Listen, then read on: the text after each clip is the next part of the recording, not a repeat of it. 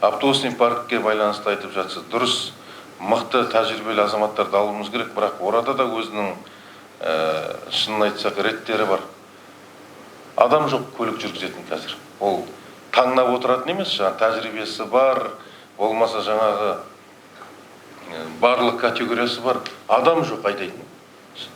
Қазір басқа оңтүстіктен Алматыға кезінде кетіп қалған адамдарды шақырып алып отыр. Бізде жаңа 150 автобус алып келді. Мен өткенде соның біразы шықпай тұр, сөйтсем жүргізуші жоқ дейді. Айлығын көтердік.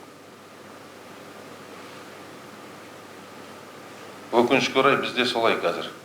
Бірақ оған қарап отпау керек, әрине. Көбейтуіміз керек адамды, тәжірибелі адамдарды алуымыз керек.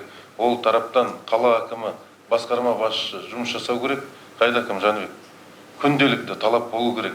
Олар рейске шығар кезде тексерілу керек. Бар ғой бізде, дәрігерлер қарап отыр, бәрін тексеріп отыр. Ішімдік ішпеу керек, денсаулығы дұрыс болу керек. Кейбіреуінің денсаулығы нашар болып игеремей қалуы мүмкін. Қанша адам өмірін қиып кетеді. Ол міндетті түрде. Көшеде жарыспау керек, оған байланысты үнемі тапсырмалы беріп келіп отыр. Міне бұл бағытта рейдті күшейту керек. Сіздер полиция департаменті, қала әкімдігі, аудан әкімдігі, біздің ішкі саясат прессамен көмектесіп рейдті көбейту керек.